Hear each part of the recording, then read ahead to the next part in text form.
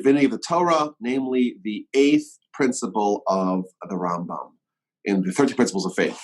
And we stressed that it's not just a question of authorship, but it's more a question of what is the nature of Torah, what is the nature of a corpus that is given to us by God. Last time we spoke about the various dimensions of Torah. We talked about the heavenly Torah that predates this world, a Torah of black fire on top of white fire, and how that's adapted to our world, to our sensibilities, while it maintains its heavenly holiness. And last time we went through the Ramban's introduction to Torah to demonstrate a little bit of the various dimensions of Torah.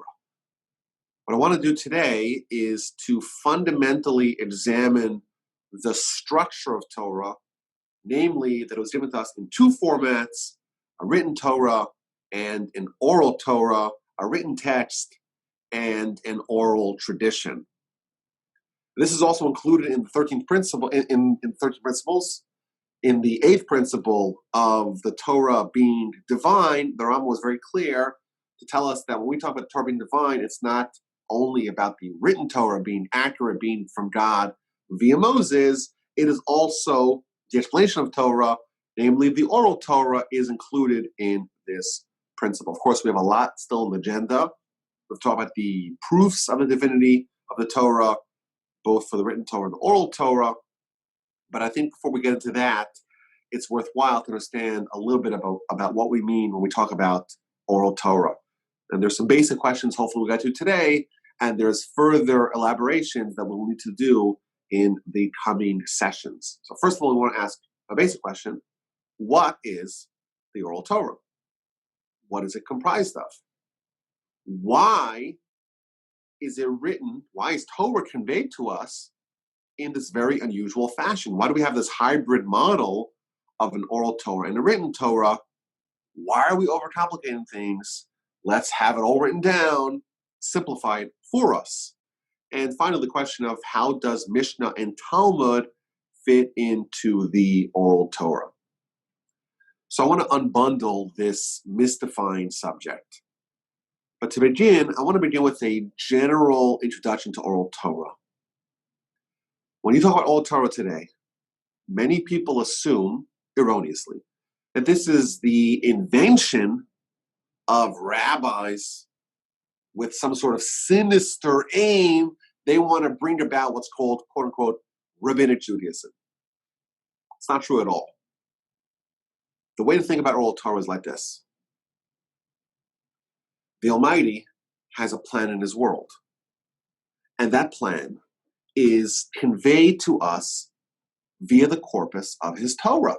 And that is the guidelines, that is the manual to achieve the world's purpose, to achieve the world's perfection.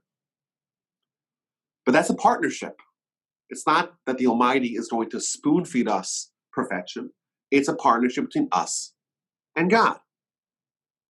And therefore, he gives us the Torah that was originally in the heavens. He gives it to us, and it's no longer in the heavens, and it's there for us to be able to use its lessons to bring the world to its perfection.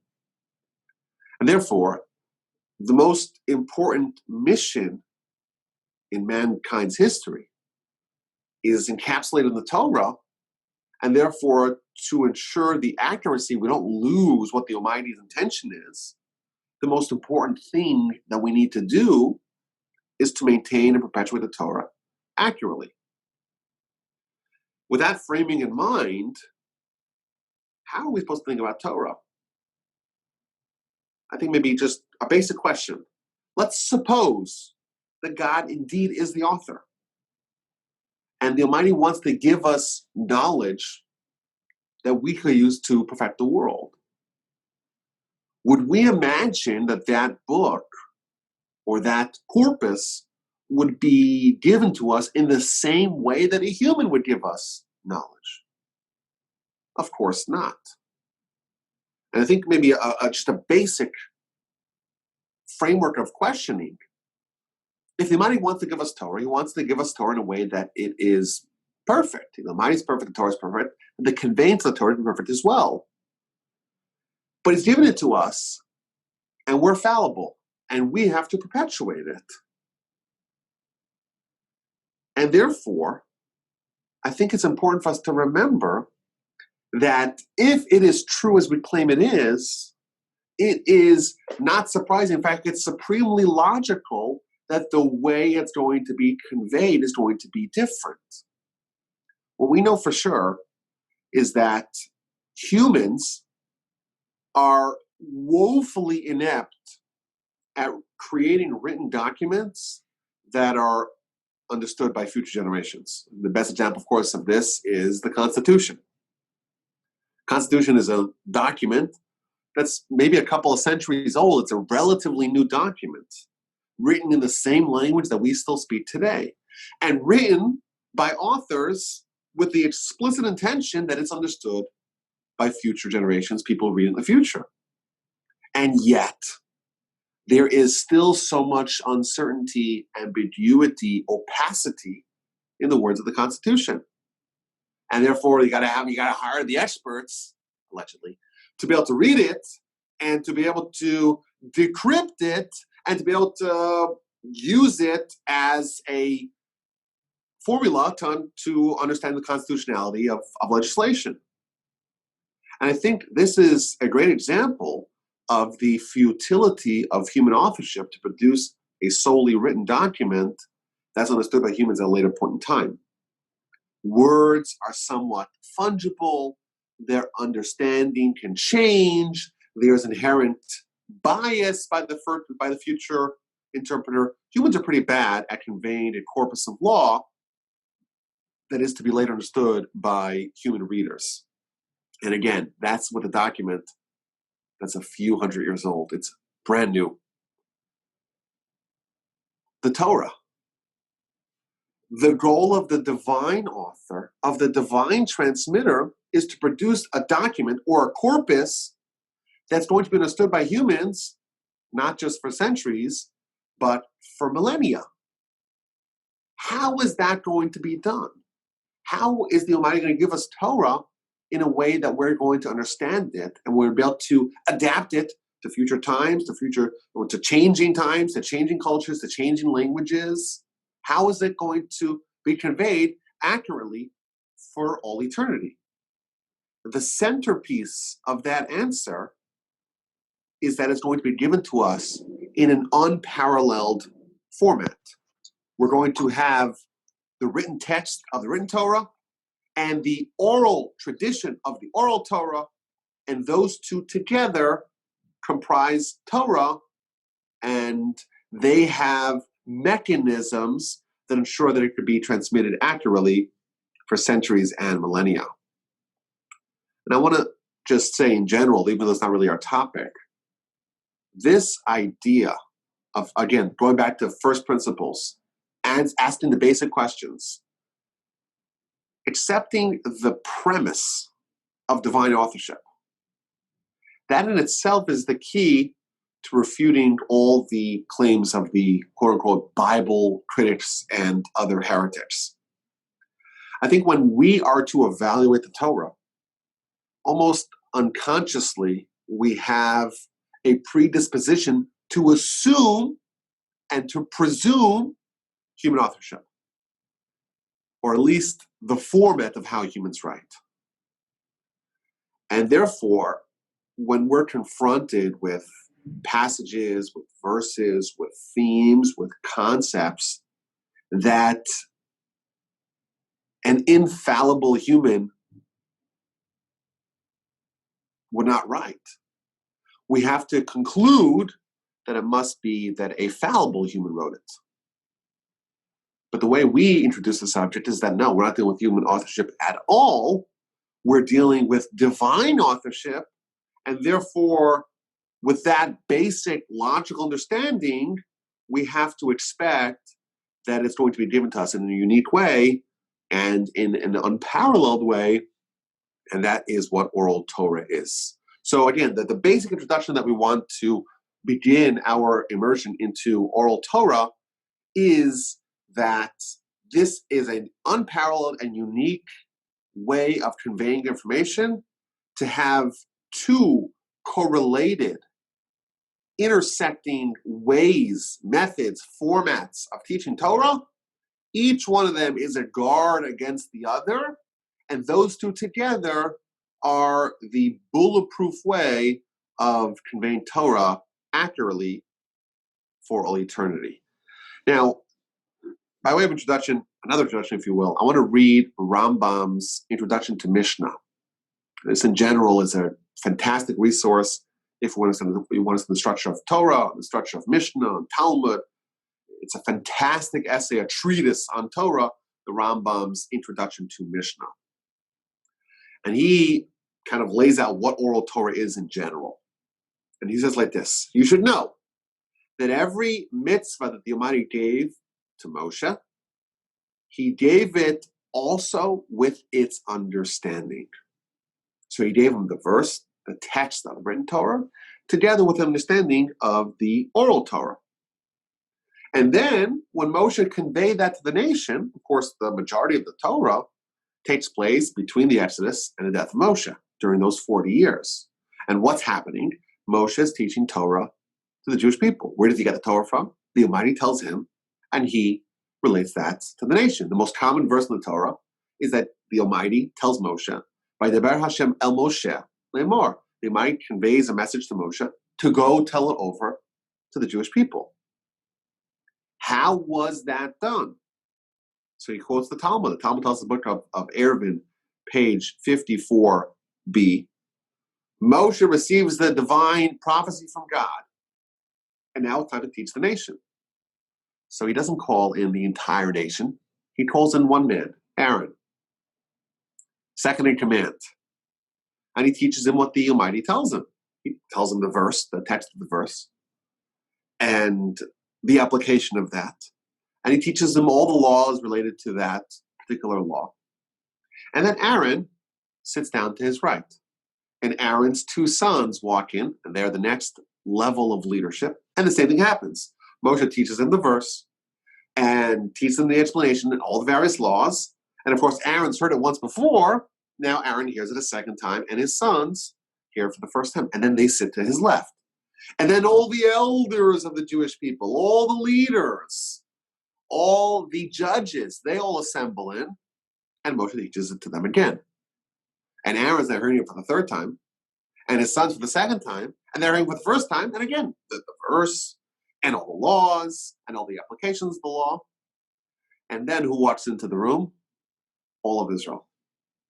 And Moshe again teaches all of Israel, the verse, the laws, and the details. And now Aaron's heard it 4 times from Moses.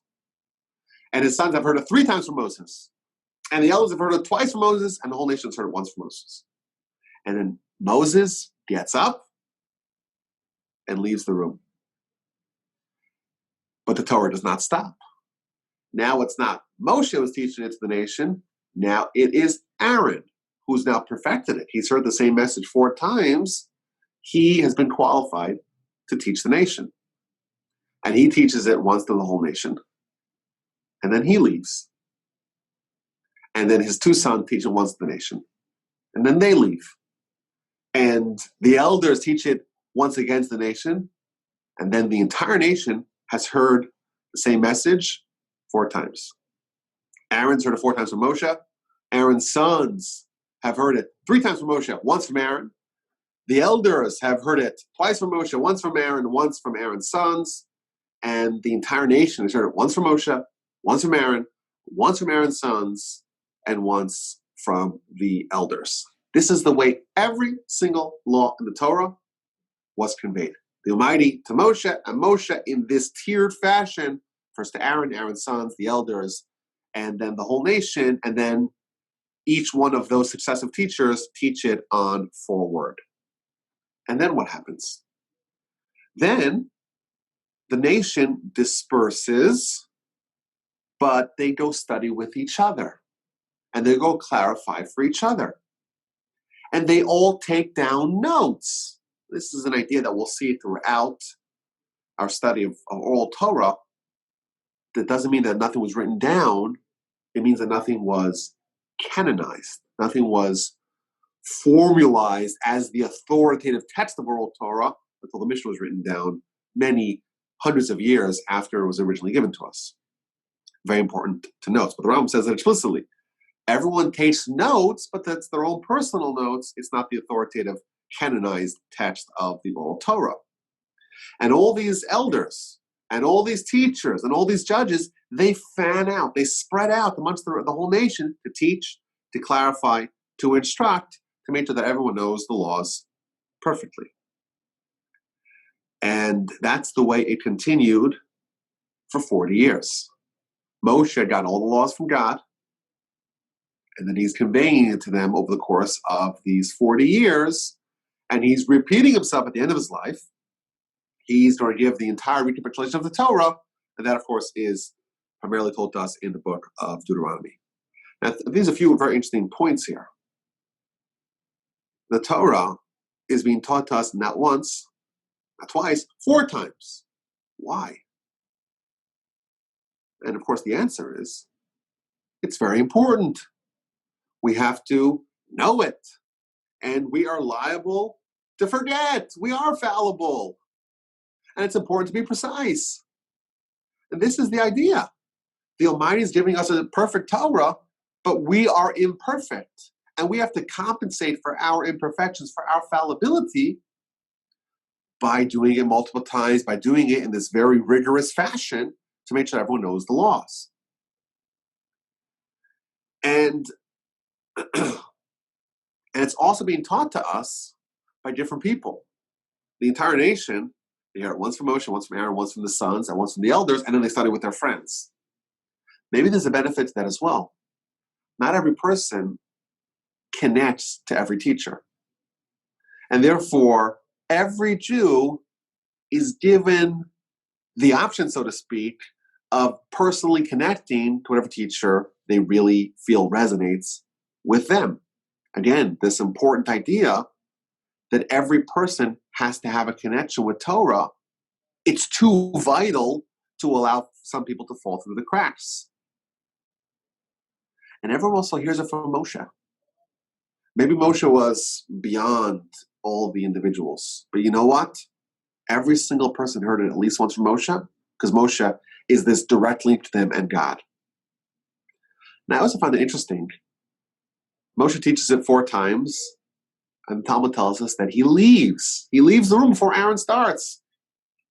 And maybe you could have argued that, hey, shouldn't Moshe stay in to hear Aaron, to oversee him, to look over his shoulder, to make sure he's saying it correctly?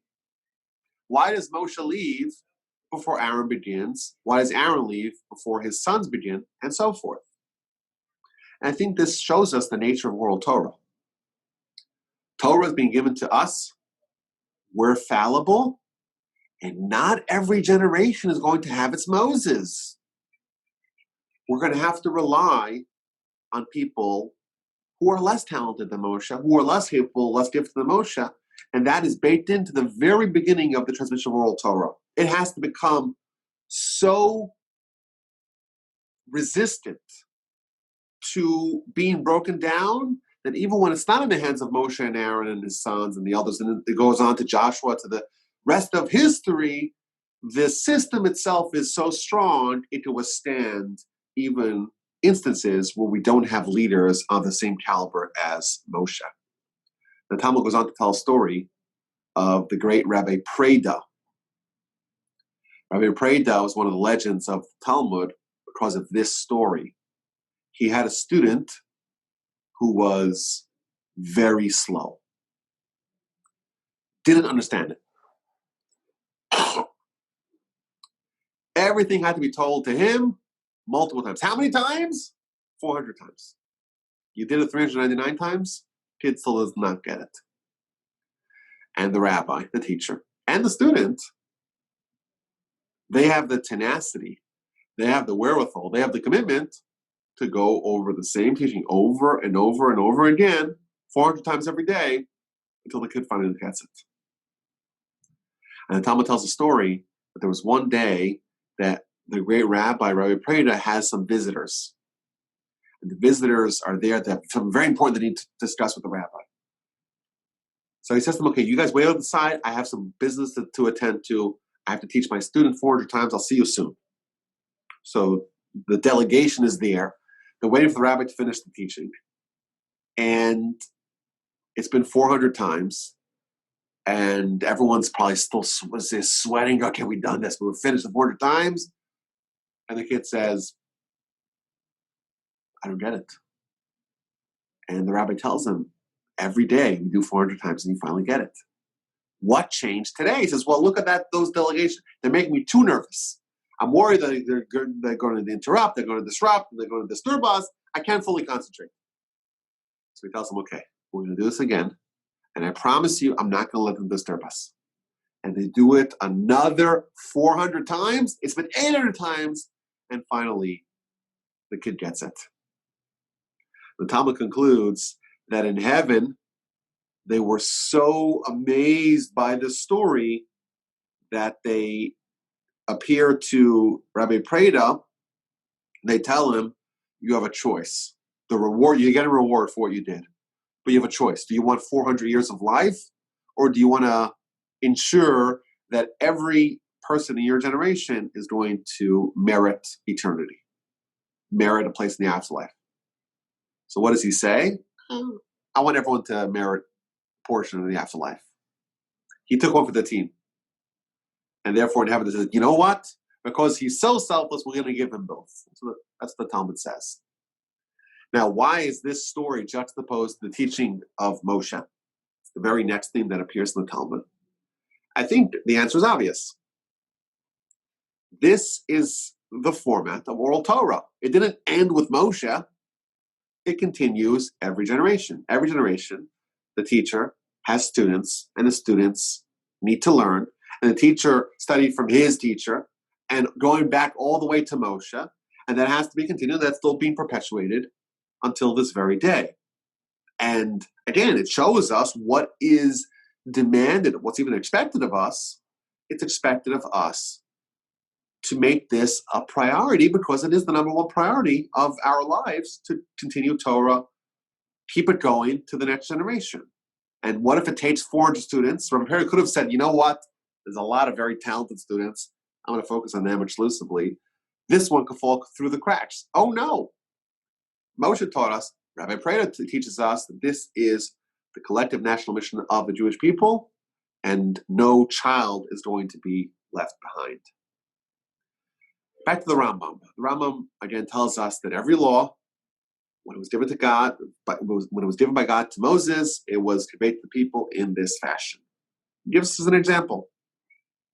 The verse tells us in Leviticus 23, we'll read it soon, you should sit in a sukkah for 7 days. During the festival of Sukkot, you sit in the sukkah for 7 days. This week's parsha. Okay, that's what the verse says. What does that tell us? Well, it tells us that we have to sit in a sukkah for 7 days. What a sukkah is, what it looks like, what it's composed of, how tall it should be, how short it should be, all that is not included in the actual text.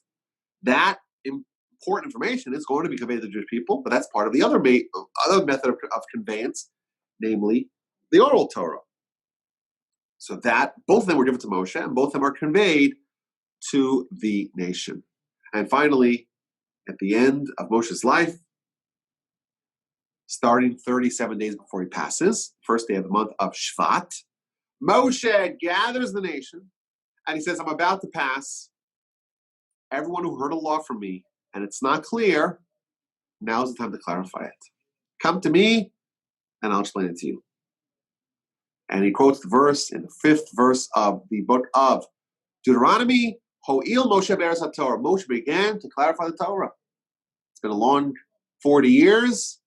A lot of laws have been conveyed. Now it's time to make sure to polish up, make sure that we got it all accurately. Whoever forgot a law, come, we'll remind it to you. Whoever doesn't understand it clearly, come and we will explain it to you. And then, immediately prior to his passing, he starts writing Torah scrolls. And all those verses that he mentioned, orally, he's now going to write them down in the actual text.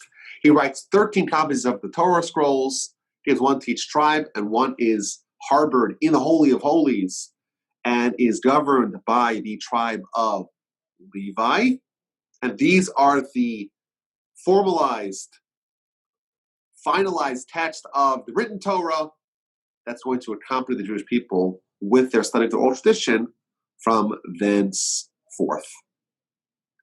And then the Rambam concludes this section, that even after Moshe passes, the same mode of transmission is going to be continued. And then he adds a very important point. There's also mechanisms in place to ensure that we can still study Torah and still have a dynamic tradition even after Moshe passes. That's the basic introduction the Rambam gives us to oral Torah. And again, what this reveals to us is that the oral Torah and the written Torah are not discrete, separate entities. They are part of the same transmission. When God gives Moshe the Torah, he gives him the written text and the oral tradition. And when Moshe conveys that, he does it also in tandem. And if we experience a little bit of Talmud, we'll see exactly how this works. And we'll see how this unique method is designed to be able to withstand a lot of upheaval and tumult. The Talmud sometimes says, okay, here's a law. And the most common question the Talmud says, well, how do we know that? What's the source? Where is the verse in the written Torah that proves that, or that sources that underpins this law and this tradition that you have from the oral Torah? And then conversely, we have the exact opposite question, which also appears on every page of Talmud, almost. Appears very frequently in Talmud. The Talmud will bring a verse. And the Talmud will say, okay, this verse, what does it teach us? What are the laws that we can derive and deduce from this verse? If you were to ask the question, what is the starting point? What is the launching point? Is it a law? And we ask where the verse is. Or is it a verse and we ask what the law is? The Talmud doesn't have an answer to that question. Sometimes it does like this, and sometimes it does like that.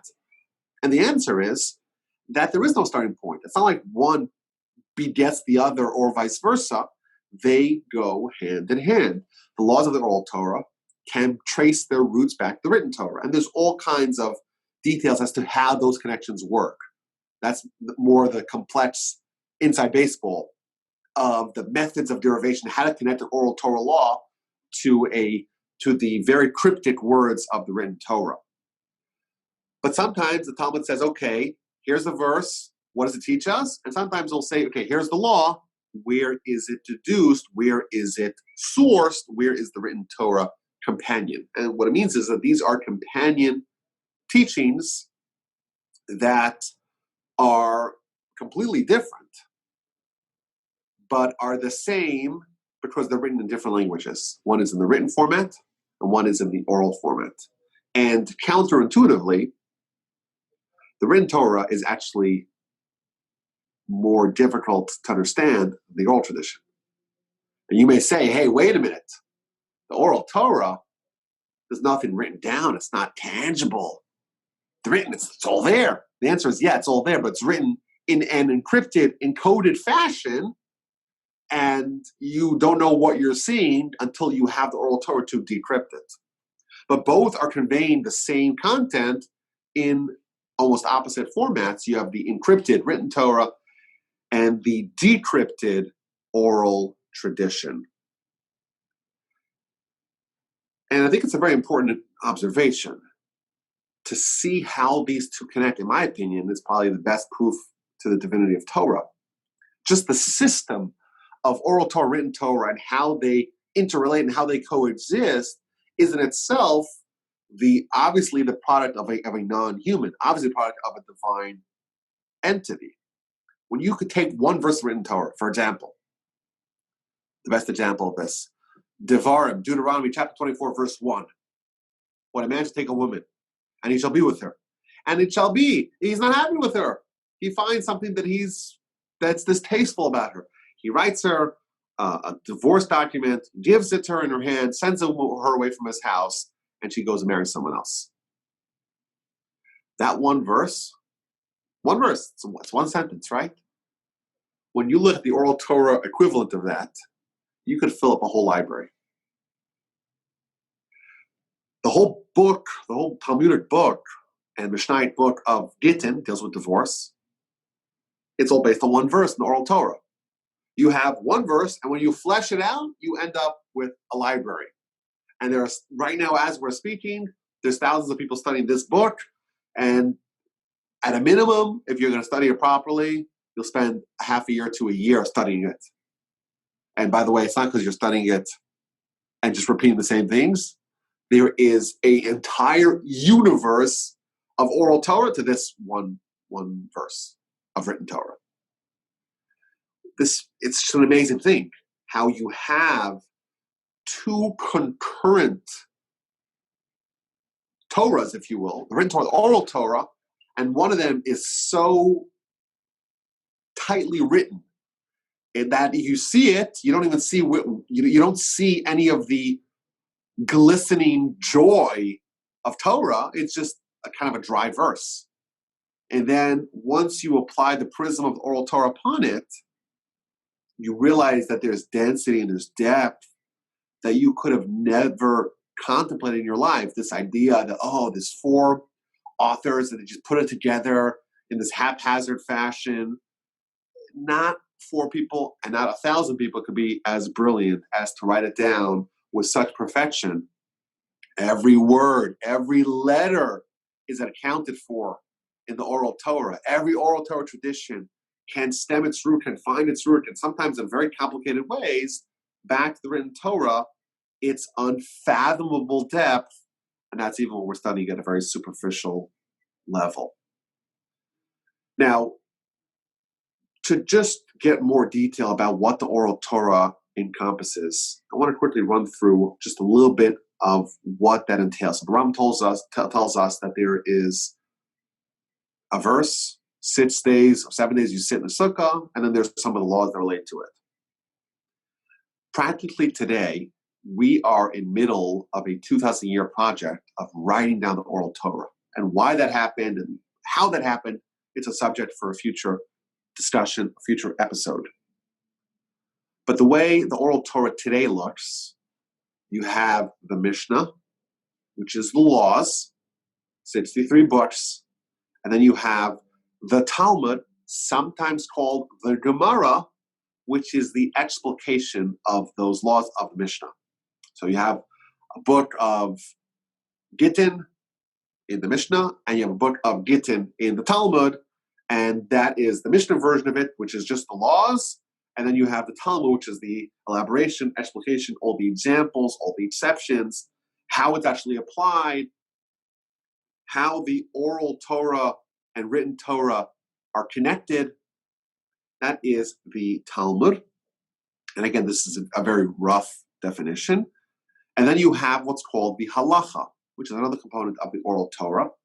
Halacha is the practical ways of how to implement those laws, those principles of the oral Torah.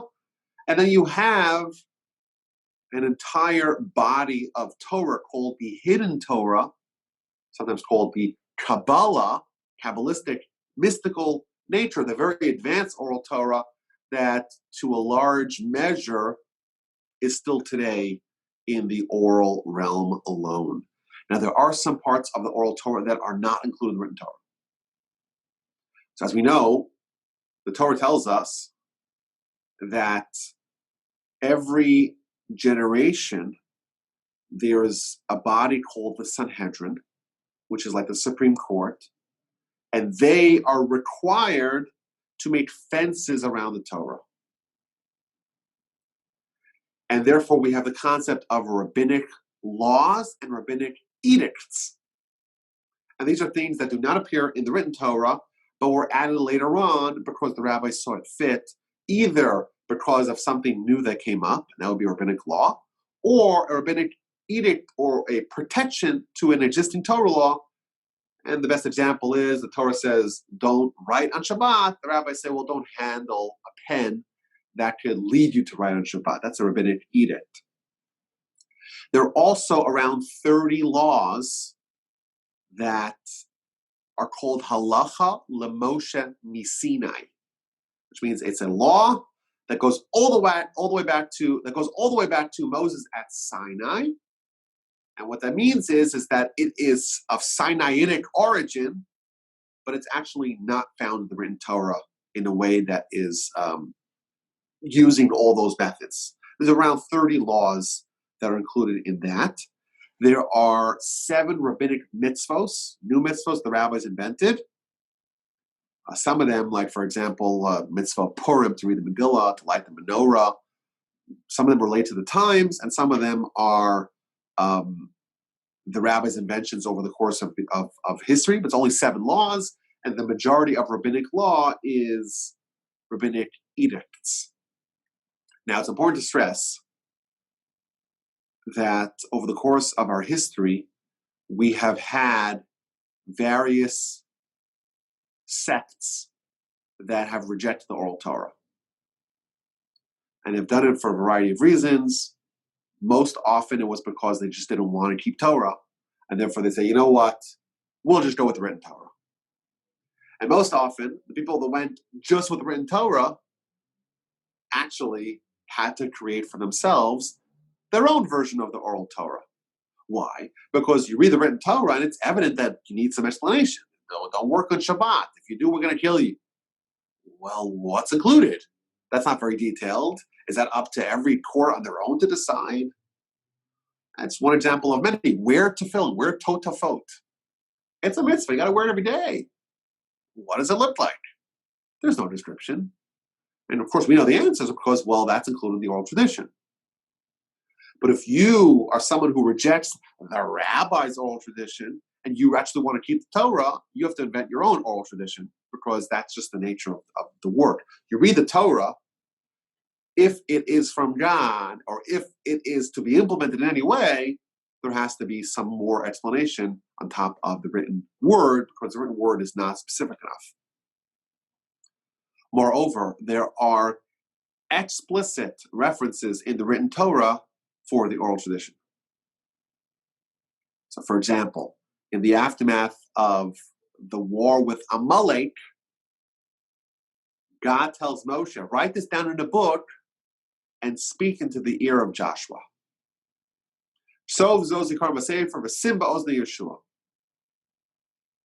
Evidently, there's something that Moshe conveyed to Joshua that's important for us to be told about in the written Torah. That's one example. Another example that people commonly bring in Deuteronomy chapter 12, verse 21, when it talks about slaughtering an animal in a kosher fashion, it says that you have to slaughter an animal in kosher fashion, or else it's not kosher. And do it as I instructed you. The Almighty instructed Moshe how to slaughter an animal in kosher fashion. If you look from the first letter of the Torah, the Beis of Bereshis, to the final letter of the Torah, the Lamed of Yisrael, you will not find nary a reference to how to slaughter an animal in kosher fashion. As I instructed you.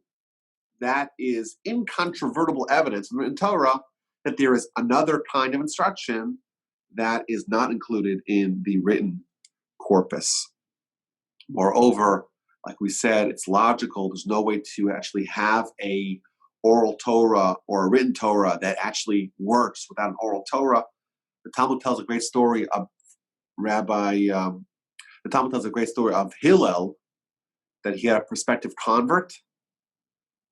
Hillel had a lot of very strange interactions with people that asked him made strange requests. There was the one convert, of course, one studying all of Torah while balancing on one leg.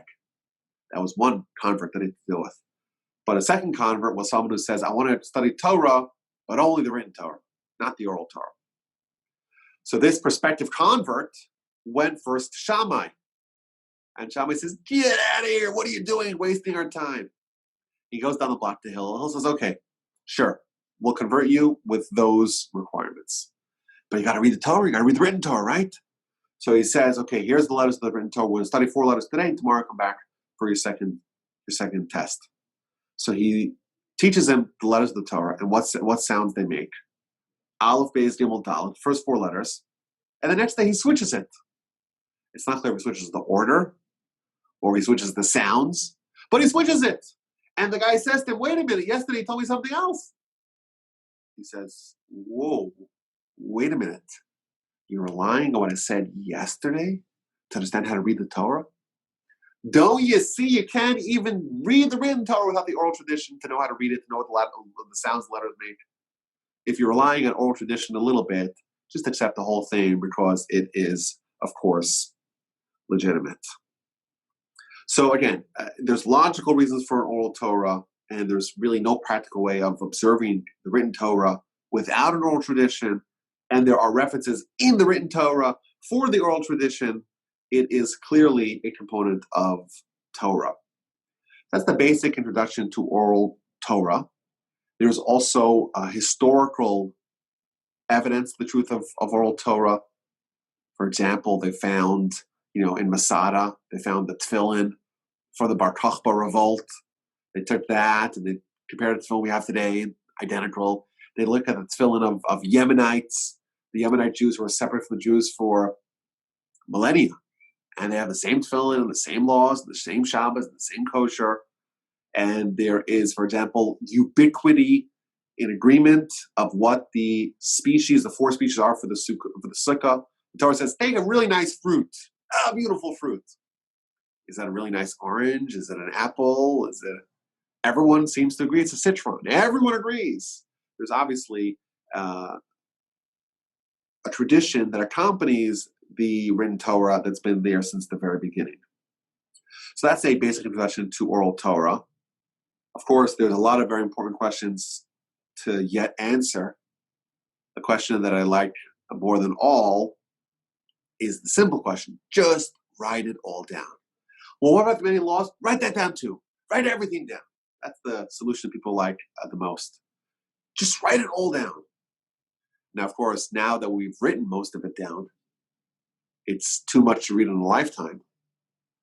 But that's a separate question. It's a good question we have to ask. And there's at least 10 answers that I know of to that question as to why it's better to have this dual approach, this hybrid model of written Torah, the fixed written Torah, and the more malleable oral tradition. We also have to talk about how the decision came about in the process of actually writing it down, or to begin writing it down. The Torah tells us there's got to be written Torah, oral tradition. Don't write down the oral tradition. Yet, there is a fateful decision to, yes, write down at least parts of the oral tradition. We have to understand why they did that and how they did that and how they continue to do that until today. And of course, it's important to understand, we saw how Moshe taught the Torah to the rest of the Jewish people, but how that was maintained throughout history is also a very important question. How do we transmit such a vast corpus accurately, and what are some of the mechanisms that are in place to ensure the accurate transmission of the written Torah, of the oral Torah? And of course, at the end of it all, we're going to have to get back to the central question of what do we know? What are some of the classical and some of the traditional and some of the new proofs to the fact that the Torah is divine? And again, when we say Torah, we mean written Torah, and of course, oral Torah as well. So again, my email address is rabbi@wolbe.com. I look forward to any questions or comments, and I'm happy to open up the floor with any sorts of feedback or questions or comments of any sort.